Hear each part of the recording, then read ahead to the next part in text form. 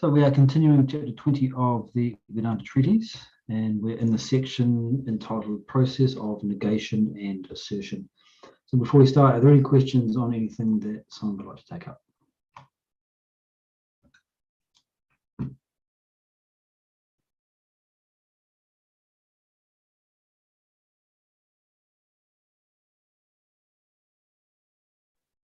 I think you were muted there, Vedanta. Oh, sorry. I muted, but I was just I don't want to take time with this. I turned on the video, but I don't see my picture. So it's not important. Yeah. Let's go. Yeah. Right, very good. Okay, so in previous classes, we've been talking about the two aspects. One is a description of the reality, Brahman, and we went through all of these pointers. Ajat, unborn, nitya, eternal, nirvigara, changeless, etc. And then we spoke about the manifestations of the reality. So it's this idea that the reality, Brahman, is both the underlying substratum, which has no specific qualities, properties, or otherwise, and it is also the the expression or the manifestation that does have quality, property, form, function, change. And we're talking also about the description of a self-realized soul. Okay, so the next section we're getting into the process of negation and assertion is the process that is described in order to reach that state. So one thing is to have the pointers towards the reality, another thing is to move yourself towards it. So negation and assertion is this process. So let's have a read of what he says about it. Brahman, supreme reality, pervades the macrocosm and microcosm. Brahman is right within you. To locate Brahman, you need to go introvert, seek your supreme self through the process of negation and assertion. Negate your material bodies, assert your real self. Okay, I'm going to pause there for a second. So he uses this term introvert. He's used it elsewhere. We've defined it at various times. The term introvert, extrovert in the context of philosophy here means something different to what you may have understood in different contexts. The word introvert or extrovert refers to the direction of your attention and what you are pursuing. Okay, so there's this quote that we've often used from David Foster Wallace. Everybody worships. The only choice we get is what to worship. So this idea of worshipping then means that we place our value on something, we place a value on something, and then we pursue that thing. Now the question is, where is that object? Okay, so if it's something outside of yourself, an extrinsic goal, your wealth, family, money, fame, position, status, these things, then it's an extroverted perspective, or it's an extroverted mind. It's going, the flow of attention of what the thing that you're pursuing or worshipping is going outside of you, away from your core. An introvert is someone who similarly is searching, pursuing, but the thing that they are searching for is inward. It's within, towards themselves. So things like self-knowledge. Anytime you want to identify with a subtler thought, a higher thought, that is in a deeper layer of your personality. So there's conscious effort to direct the attention inwards. So an introvert is someone whose direction of attention is inwards. So he says to locate Brahman, you need to go introvert. Seek your supreme self through negation and assertion. Yeah, Laura, you had a question? A Christian or a Judaic god, worshiping that kind of, that to me seems more outward than inward, because it's kind of like another being. It's another entity. Is that considered an outward? Yeah, it's a good question. It would depend upon how you're relating to it. So when you look at what's going on there, to worship, say, a Judeo-Christian God, where is that God? Well, the person worshipping may say up in heaven, let's say they're saying that. But from another perspective, it's a thought, it's an idea, and it's an associated emotion. So when the person says God, they're referring to an idea that is actually within themselves. So when you worship God, you're worshipping a thought. You're worshipping a part of your own psyche. We don't have the ability to take our attention to God, but we have the ability to create a thought of that and then place our attention on that thought. So a person who is worshipping God or worshipping anything is worshipping the thought of that thing. When I'm worshipping money, what am I doing? I have an idea of what money is, of what it means, of the freedoms it can bring, of who it means I am. It's the thought of how people view me. It's all of my psychology associated around money. So when I worship money, I'm worshipping my own thought. When I'm pursuing it, I'm pursuing something that I have created in my mind. Now, that thing that I've created in my mind will have some resemblance to the reality.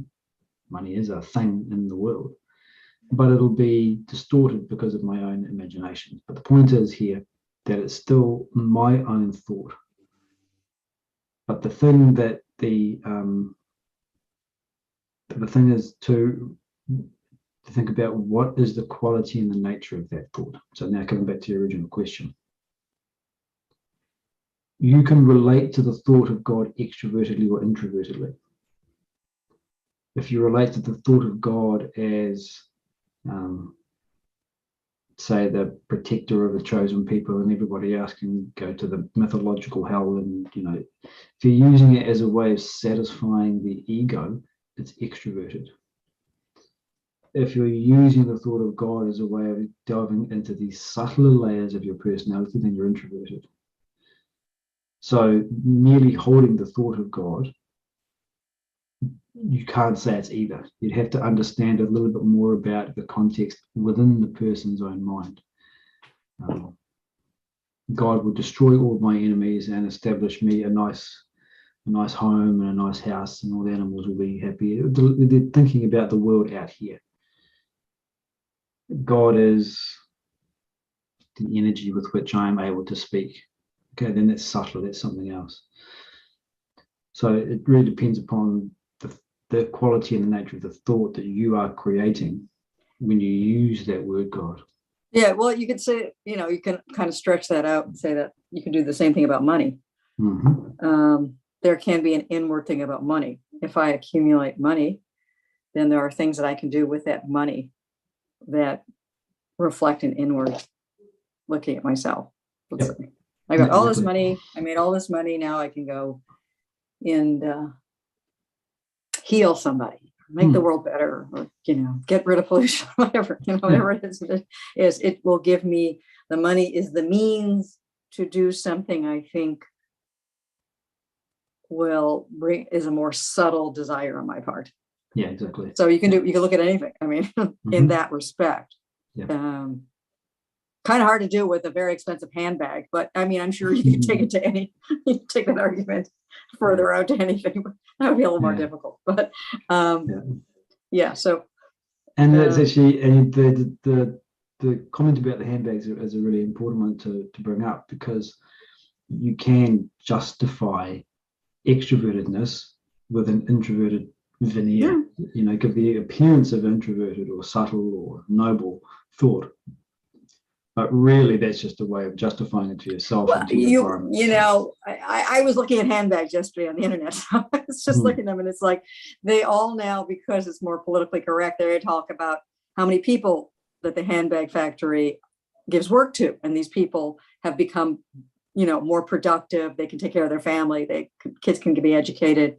They're local, so this is helping the local economy. They're doing it in ways that doesn't harm the environment. Everything is sustainable. So, I mean, it's like they're trying to make the purchase of the handbag for you to feel good about it, which is feeding your ego, of course. But they are trying to, you know, they're trying to say there is a higher purpose to just purchasing this handbag than saying, oh, look how pretty, it makes me feel good, or, you know, I need to have this to be important or something. So that's kind of interesting, which is something they never talked about 30 years ago. It's sort of a bit like, it's a relatively new phenomenon in consumerism, where the the apology for the transgression is embedded in the purchase itself, or the absolution for the sin is embedded in the activity itself. I'm, as you say, buying a handbag or buying my coffee. But as you say, it's fair trade and organic and sustainable. So you're able to assuage the guilt that you might feel out of, consumerism, whatever you want to use, because you have this other aspect to it. You need a balance, or you need something to assuage the conscience. Right. So yeah, and it's something that we do as human beings. We justify, we assuage, we cajole ourselves, and we, and it's not a wholly negative thing. So obviously it's a very adaptive way to function, but yeah, it can be misused in a way where we really are allowing ourselves to function towards the grosser, but justify it based on the idea of the subtler. So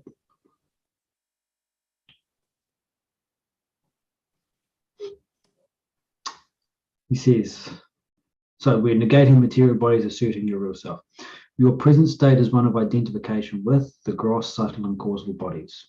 You have restricted your life to the experience of these bodies and suffer from a self-imposed limitation. You need to liberate yourself from your terrestrial entanglement. Your focus of interest must move from the material equipments to your essential self. Negate the conditioning bodies. Assert your unconditioned self. Suggest to yourself powerfully that you are not the gross, subtle, and causal bodies, that you are the immaculate self. The gross, subtle, and causal bodies, gross body, the thing you see in the mirror. Subtle body refers to the mind and intellect. Causal body, the vasanas, the unmanifest thoughts and desires.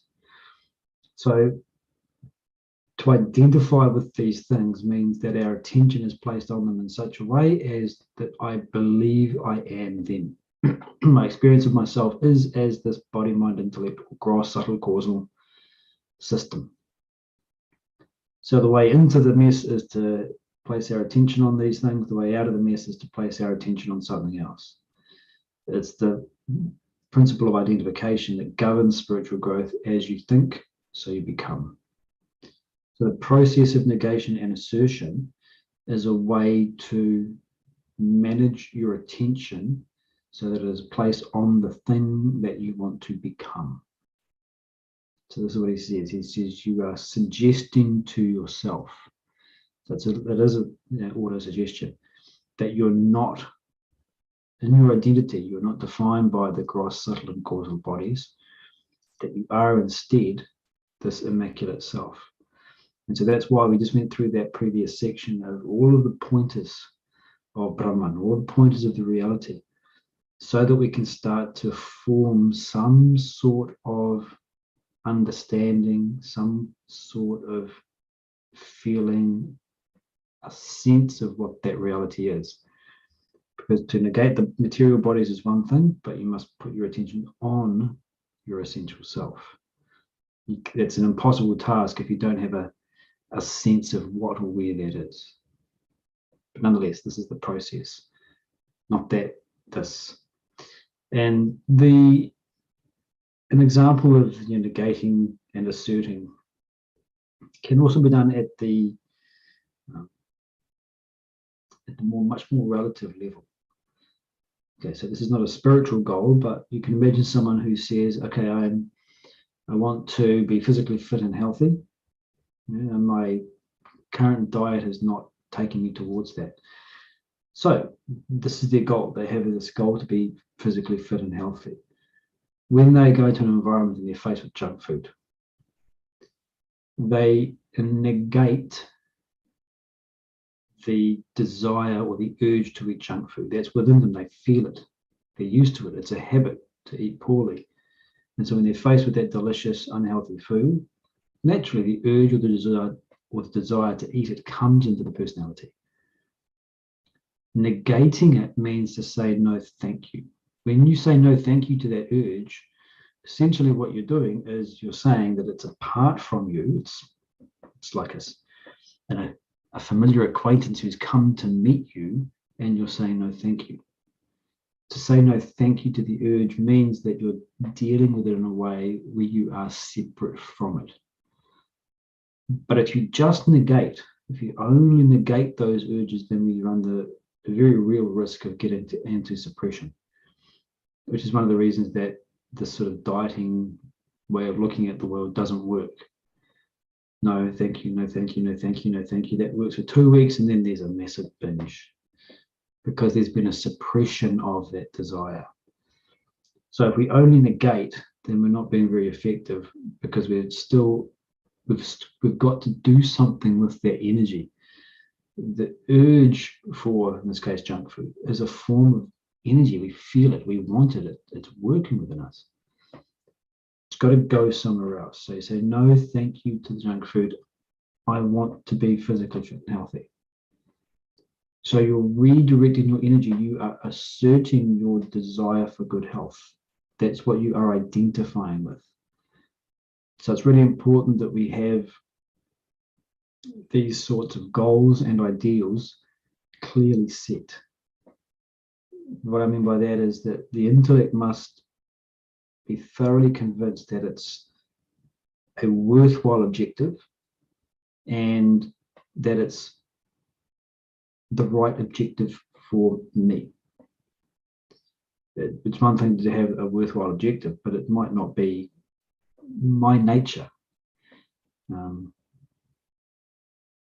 Raising a beautiful family, it's a worthwhile objective in society, but it might not be the one that's suitable for my specific nature, my vasanas, my swadharma.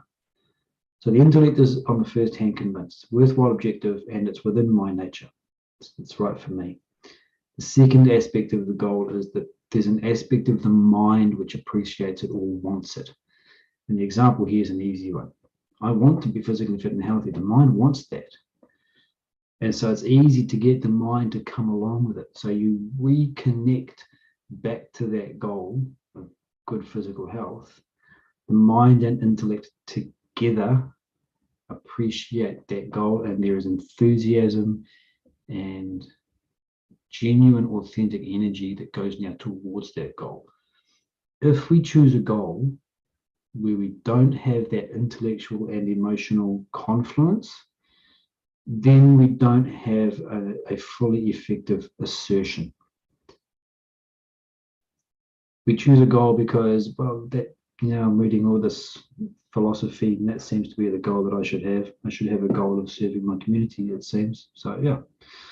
But it's not real for me. It makes sense. I agree with it. And I'd like to have that as a goal, but it doesn't really inspire me. My mind doesn't really leap at the thought of it. And so if I'm trying to force myself into this ideal, it's not going to work. So we've got to choose our goals and our ideals pretty carefully here, so that when we say no thank you to this part of the world, we can redirect that attention or that energy onto this part.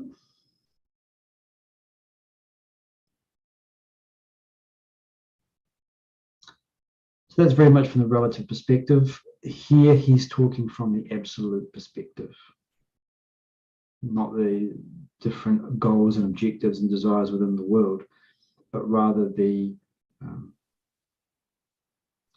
ideals that pertain to the transcendental. Glenn, when we're talking about the goals, so they should be consistent or in line with one's own personality or nature, not somebody else's.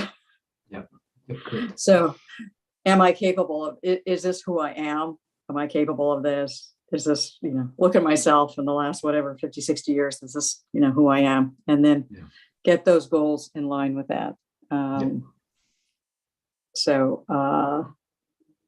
I often see that with parents and grown-up children, where the parents kind of like trying to help their children, make suggestions. It's really based more on what they want and what's good, what they can do, not what their kid can do.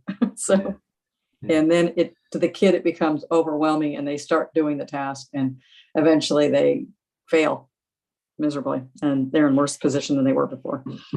So, that's what we're thinking about. So even with the losing of the weight, you have to think of, well, why am I losing the weight?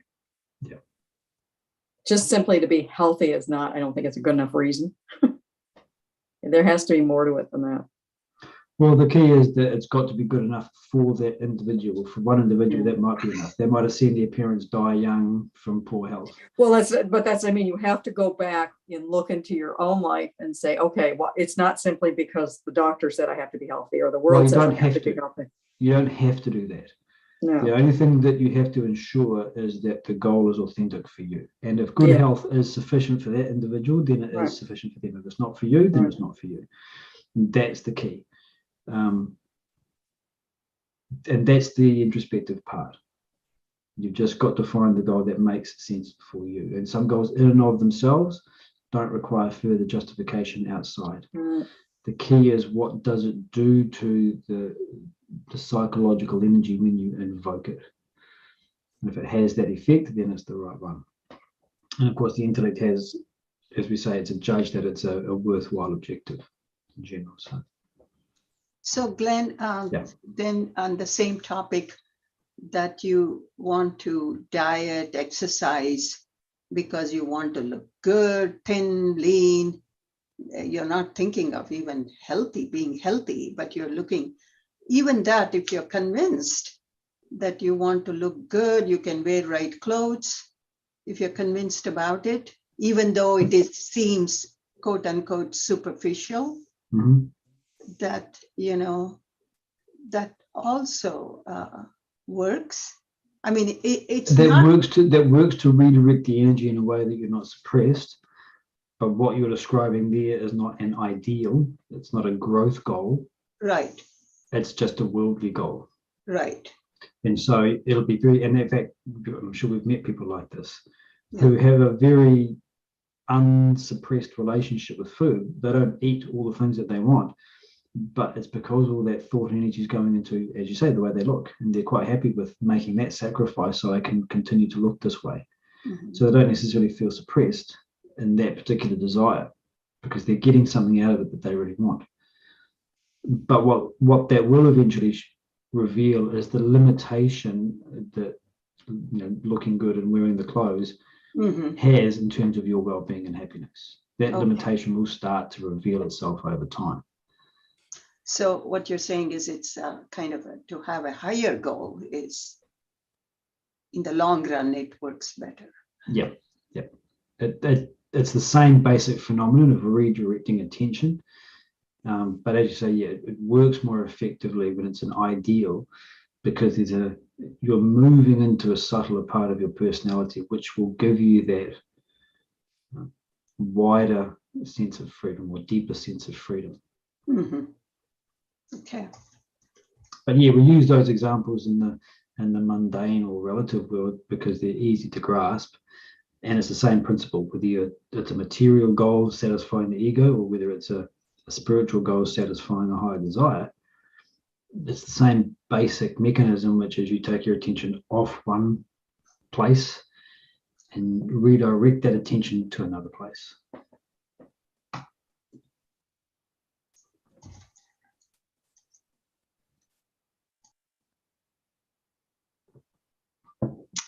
He says, the ignorance of self is the cause of the creation of the world. The variety show that appears before you is a mere passing phenomenon. It is transient, perishable, in contrast to the eternal, imperishable Brahman. As you focus your attention on the body, your physical personality arises. You relate to the gross objects of your senses. Just so, focusing upon the mind, your psychological personality shows up. You then relate to feeling and emotion. And when your focus is upon the intellect, your intellectual personality predominates. You identify more with thought and idea. You must rise above the limitations of the body, mind, and intellect, and attune yourself to the underlying self that enlivens them all. Concentrate. Meditate upon your real self. The show of object, emotion, and thought folds back. You become established in the self. You merge with the self, Atman, and Brahman. So what he's discussing here and what he's asking us to do is to look at where the focus of our attention currently lies. So when you view the world, what are the aspects of it, or when you interact with the world, what are the aspects of it that show up most sharply for you? Right, so he talks about having a physical personality. So the world that you contact has obviously perceptions, objects of perception. There's emotional content to the world around you. There's ideological content to the world around you. What do you notice? And we use a very simple analogy here. You're at a social event, and people constantly coming in. Did you see what he's wearing? Did you see what kind of car he's driving? Did you see who he's with? What is this person? What is this person focusing on? What do they naturally notice? Well, the physical aspect of the event.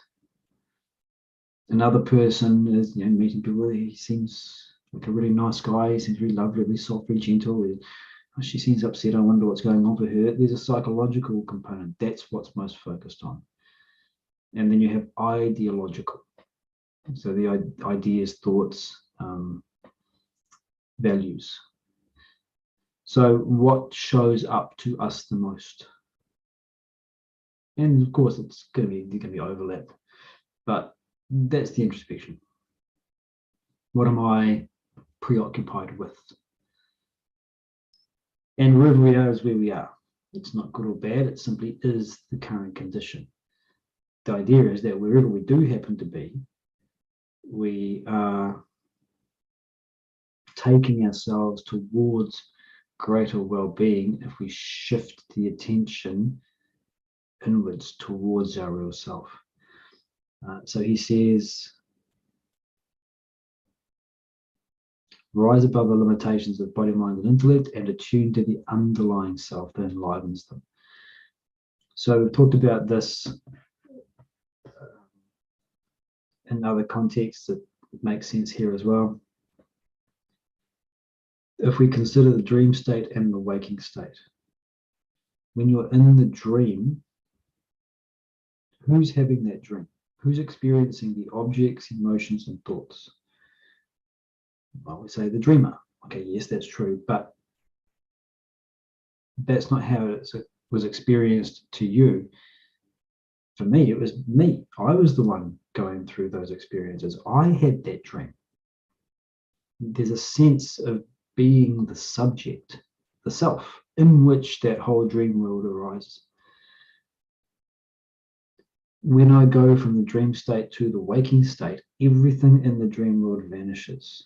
It disappears, it dissolves, it's destroyed. It doesn't make it through that transition period of dreaming to waking. What appears before me now is the waking world, which again has perceptions, emotions, and thoughts. Now, who's the one experiencing the waking world? Well, I am. And again, the answer to this question is not just an idea or a phrase. The answer to the question is that subjectively felt sense of being at the center of experience, something that's not in language. That sense of I am is the same in both dream and waking. Nothing from either world survives the transition into the other.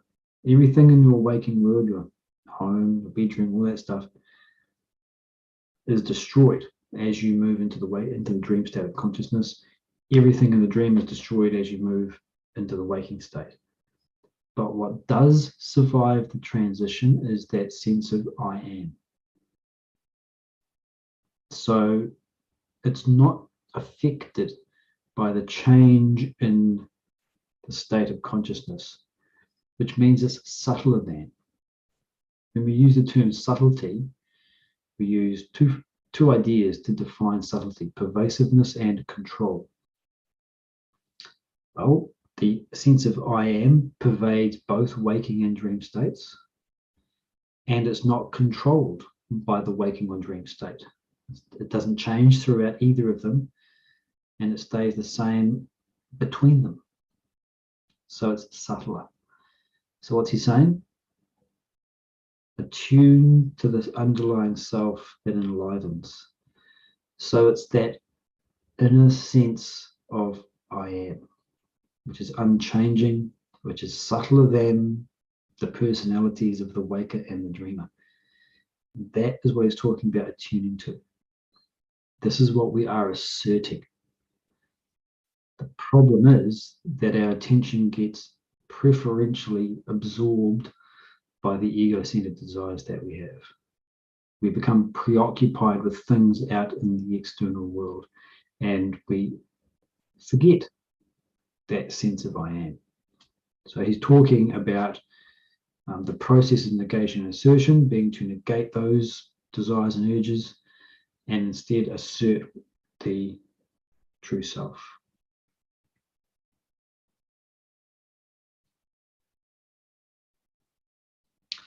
So he continues in that vein in the next paragraph. He says, do away with your infatuation to this phenomenal world.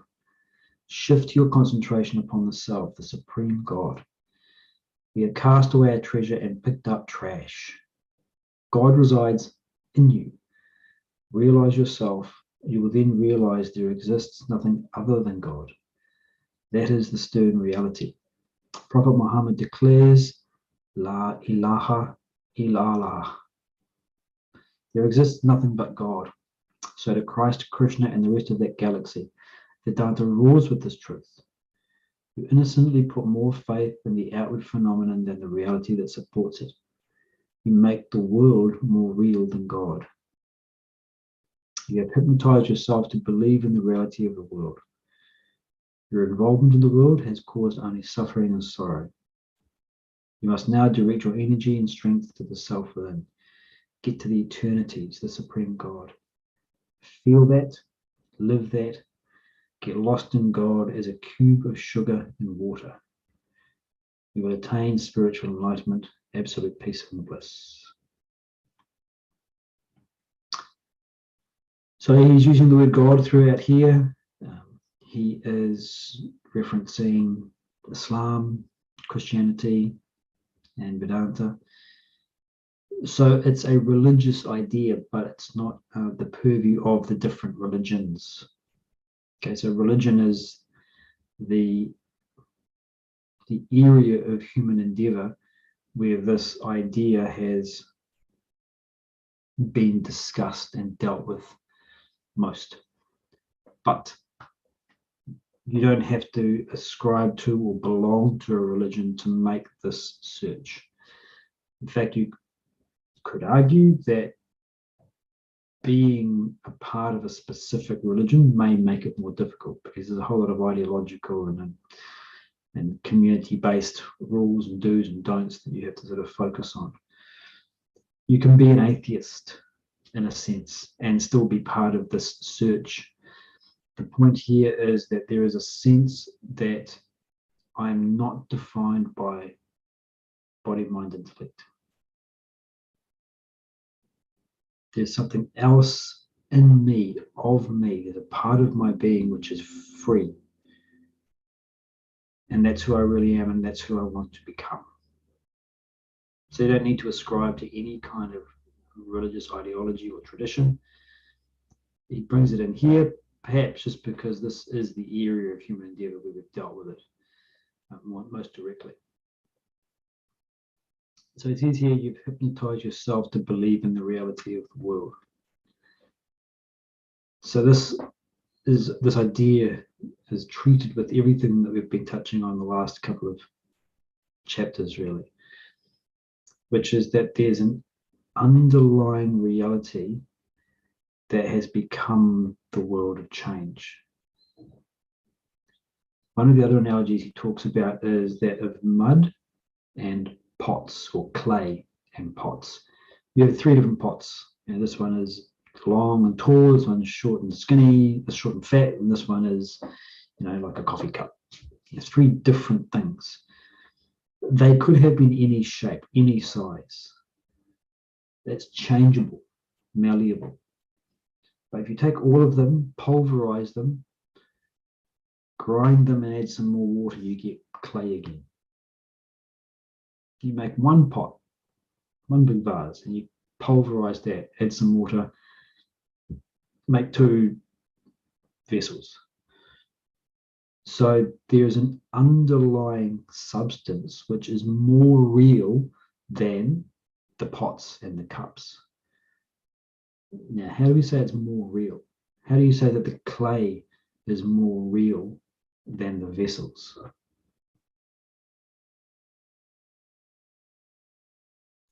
Because it's more pervasive. Yep, it's more pervasive. That's one way I think about it. It's not changeable.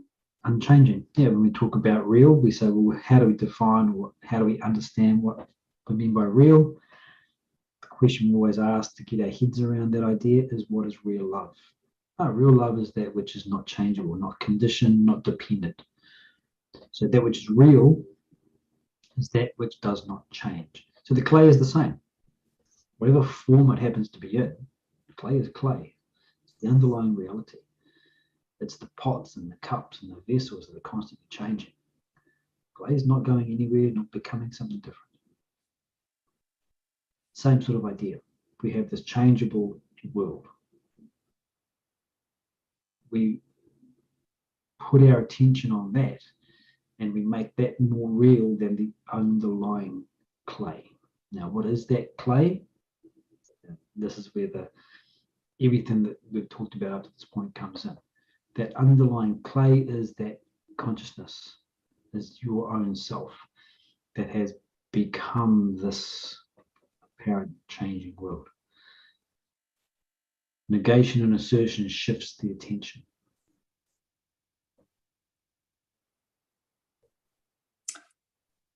Question. I've always had an issue with this because I have a hard time with the dream analysis. Yep. So when we talk about the dream analysis, we're talking about the self in the dream is the unchanging self in the consciousness. The self is the self. It does not change. What changes is the reality of what we perceive around ourselves. That changes. But remember, we used to talk about small self, the large self, and the small s and big S. Mm-hmm. What we're talking about here is the small s, correct? With regards I never to, quite understood that. Is sorry, this question. What we're talking about the small self where? When we're talking about in the dream state, and we're saying that the self in the dream state is the same self in the waking state, and to focus on the self, not on what we perceive outside the self. That's so it's an analogy. So rather than worrying about whether we're talking about big self or small self and that analogy, the analogy just points out that there is a sense of I am. That's what I mean, the sense of I am. There's that sense of I am which pervades both. So that sense of I am is not the pure consciousness. No, that's what I thought. That is like on the road to. Well, it's the portal to, if you want to think of it that way. Okay. It's the way to get to that. Right. It's the thing that you focus on, because it is the thing that is unchanging in your consciousness. The person you claim to be is, gradually changing through time. You become from a child to an adult. Your way of viewing the world, your mental complexity changes, your values change. Of course, your physical body changes, so your sense of who you are physically changes. All that shifting and growing gradually. But that feeling of I am isn't. So that's because you can tease it out, because you can place your attention on it and be aware of it. It's not the capital S self, but it indicates. It's like the shadow of it, if you want to think of it that way. Okay. And when you see the shadow of something, the object is there, and so you can see the object. You can follow the shadow back to the object. In a similar way, that sense of I am is let's just do for the moment, the shadow of capital S self. So you can follow that back to the capital S self. Yeah. Okay, thank you. So he has this quote here: "Get lost in God as a cube of sugar in water." So there's a sense of identifying with what is more pervading. Right, so the cube of sugar is concentrated into that one shape, put it in water, it dissolves, it disperses and fills the container. So there is a container. There's a much larger container than what we're aware of. At the moment, our attention is restricted to, say, the ego's desires. But even from a purely conceptual perspective, the moment you start to look at your desires, you recognize that those desires exist in me. They are all different parts of me, that there is a, if you like, a container that contains all of these desires. It is myself. It's who and what, no, it's not. It's the space in which the elements of my personality arise. But what is that space? If you took all of the elements of my personality out, what is that space? So the problem is that we constrict our attention to the elements of the personality and we lose sight of the space in which they exist or arise. And so the whole purpose of all of this discussion is to bring our attention back to that, to make ourselves aware of that. And then he says,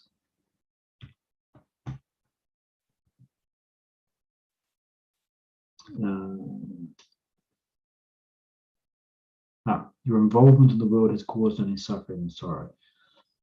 So the suffering and sorrow that we experience is because of that identification. So any greater objectivity that we attain eases that sense of constriction and limitation.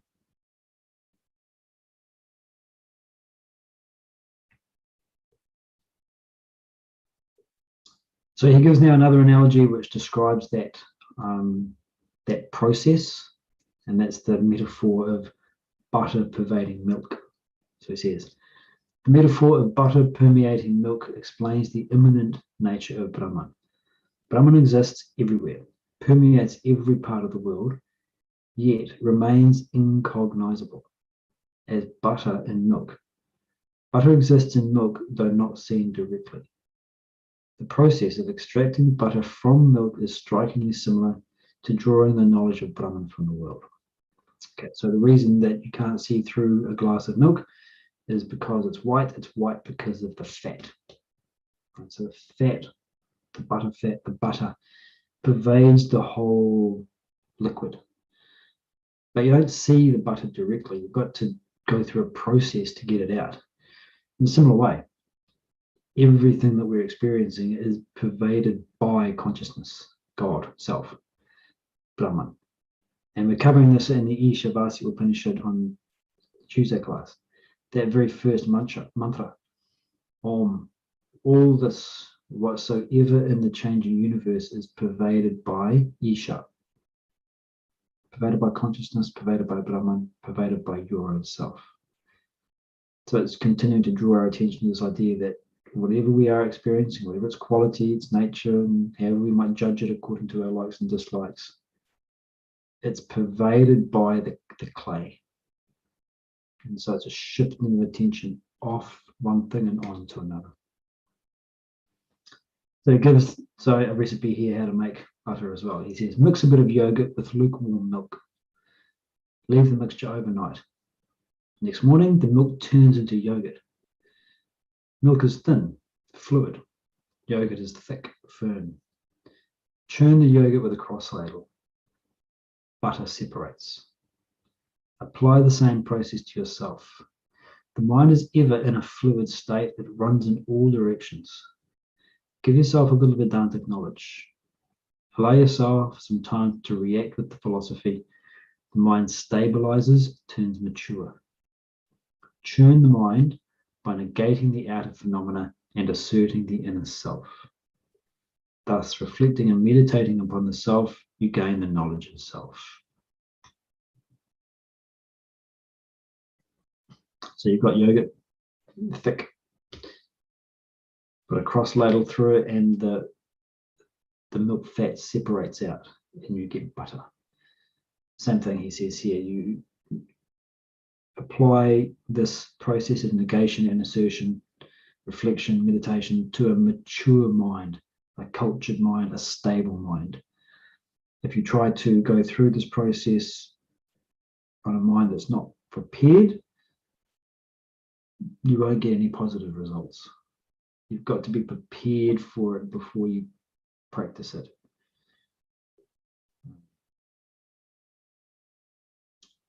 That process is taking a little bit of knowledge, reflecting upon it, and getting the mind and intellect to a place where the process of negation, assertion, and meditation is a reasonable practice. So when you're in that practice, the self separates out. And so we're touching on this a little earlier, this idea that when you reflect upon the distinction of waking and dream state, you can begin to tease out the sense of I am that is the same in both. When you're rushing about your daily business, you forget it. You're not aware of it. When you sit in reflection or contemplation, you are aware of it. You can get a sense of it. So you're extracting it from your experiences. So this is what he's talking about, is this regular, repeated reflection, contemplation, and ultimately meditation. And just as you pull the butter out of a mixture, you pull that self-knowledge out of the process. And again, self-knowledge doesn't refer to an idea. It's not referring to something described in language.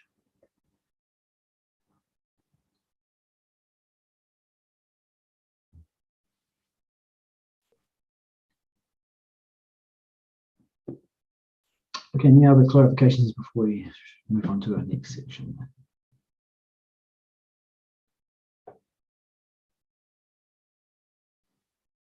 Okay. Idea of Trinity. Brahman is transcendental, while human experiences are confined to the terrestrial realm. Your body, mind, and intellect cannot reach the transcendental.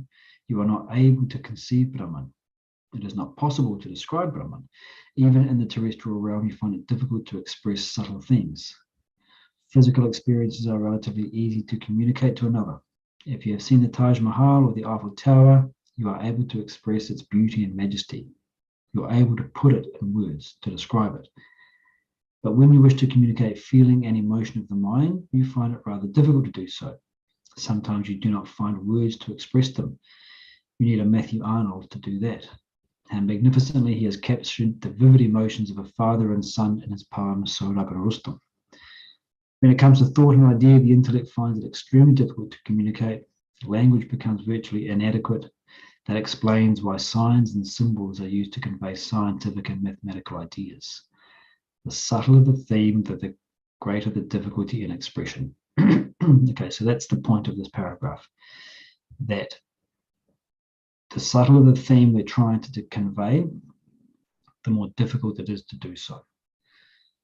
And that's obviously also why, when it comes to the Upanishads and Bhagavad Gita, for example, they're written in poetry.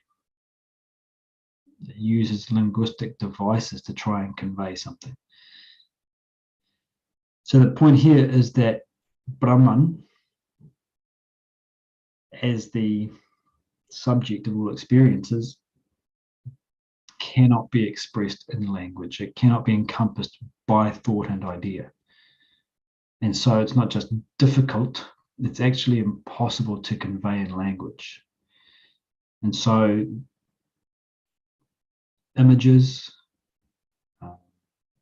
metaphors, similes, the language of contradiction and paradox, all of these are used as a way of leading the stream of reason back to the self, because direct description is impossible. He says Brahman, being subtler than the subtlest, defies all expression. Yeah, language breaks down completely. It is impossible to capture Brahman in words. However, enlightened sages have employed ingenious methods to express the inexplicable. One of their attempts is the idea of Trinity. They described God in three facets, as Kshara, perishable, Akshara, imperishable, and Uttama Purusha, supreme being, in the Bhagavad Gita. as Son, Holy Ghost, and Father, respectively, in the Bible. So the example that we used earlier on works here as well. We're touching on pots. So you have pots, vessels, they are the perishable aspect. So imagine someone says to you, what is clay? Now, the person is completely uneducated, completely illiterate when it comes to clay. But they've seen this word written down, clay. What is clay? And so you take them into the room, you show them all of these different pots and vessels. So this is clay. Now, the person wrongly believes that the different pots define what clay is. They've got some sense that clay is all of these different pots, but it's a very limited and incorrect sense. And so what do? You take all of the pots and you pulverize them. You've got this dust in front of you, you add some water and so you see, now this is clay. Now the person recognizes, when you say clay, you weren't referring to the different pots, you're referring to the substance that it was made of. Correct. They now have a more accurate, a better understanding of what clay is. It's imperishable. They make another big pot out of it and smash that and they've got clay again. The pots are the perishable aspect, changing. Clay is the imperishable, unchanging aspect. Gotcha. So here's the clay then. It's in that room. And the person still has a limitation here. They feel that when we talk about clay, it's only defined by that clay in the room. That clay is the stuff that was underlying those particular pots. And then you say, no, come with me. You get in your car and you drive a small distance out to a plot of land and you see a vast field with clay soil and extending in all directions. And you say, there's clay. So it's not just limited to the pots in our room. Clay pervades well beyond all of those pots into this seemingly infinite expanse. So there's been a progressive education of what clay is, starting with what is most tangible and recognizable, the pots, the vessels. Next, not the pots themselves, not the form that they take, but the underlying stuff they're made of. But clay is not limited just to those pots. It's pervading the whole world. So at each step, there's a more sophisticated addition to the person's understanding. Someone sees this word written down, God. What is God? The first thing you can do is point to the world and say, this, everything you're experiencing, this is God. They may have a wrong understanding that God is with qualities, with properties. So there's wet God, points at the ocean. There's dry God, when he's feeling the wind. But you can't say God is wet or dry, hot or cold. No, God is not the stuff. God's the substratum. It's the substance from which it's all made. Okay, so this is all changing, but the stuff that the world is made out of, that's God. But God's not limited just to our little world. There's a sense of the consciousness underlying this part of phenomenon, but then extending well outside, boundaryless, infinite expanse of consciousness. And this phenomenon that we call the world appears in that as a little dot, just as our planet, Earth, takes up a little bit of space, but space isn't defined only by where our planet exists. It extends out infinitely in all directions. So again, there's a stepwise description. So Bhagavad Gita talks about that directly. It gives these three aspects of reality. You've got the perishable, the imperishable, and the supreme being. And he says the idea of Trinity is there in the Christian Bible as well. Son, Holy Ghost, and Father. Son refers to Christ. Christ perished on the cross. the body has a birthday and a death day. Holy Ghost refers to the inner self that underlies that individual, that person who walked around on the planet and spoke to others and performed his miracles. The consciousness embedded in that specific individual. But the true self isn't limited to one individual being. It expands, pervades the entire phenomenon. So that's the idea of a Father. The Son is perishable. The Holy Ghost underlies it as imperishable. And the Father is that which extends out well beyond any of the phenomena. So we'll just touch on this last paragraph here. So, but Glenn, Go is ahead. there in the clay example, parts and the clay? And I'm just wondering about Uttama Purusha. Does that come into that equation there? Uttama Purusha, yeah. You know, clay parts are perishable. Clay is unperishable. Yep. So the Uttama Purusha, so when I gave the example, let's say that the person you're talking to says, so clay refers to the stuff that makes up these pots. Okay. Okay, they've got it, but they're still not quite there yet. You get in your car and you drive to a field. Yes. And you show them a vast field of clay-based soil. Right. Huge big, field of clay. Right. And that's the Uttama Purusha. Means unbounded. Yeah.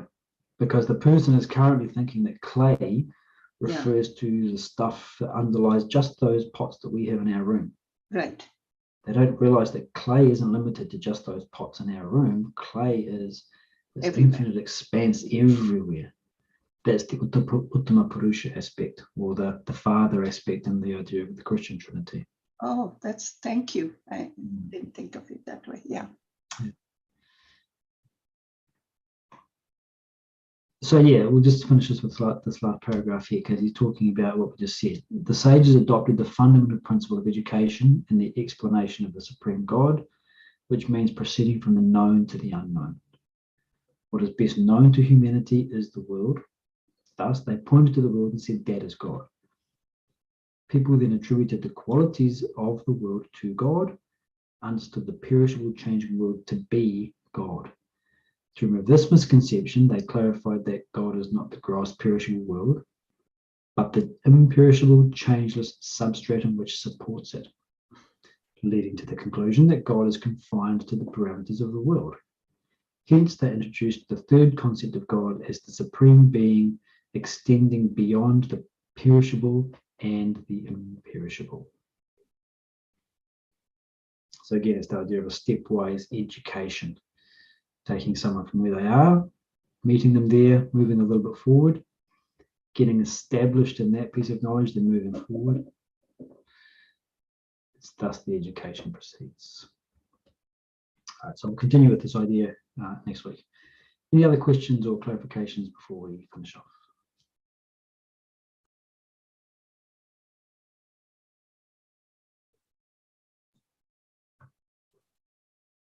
Okay, thanks folks.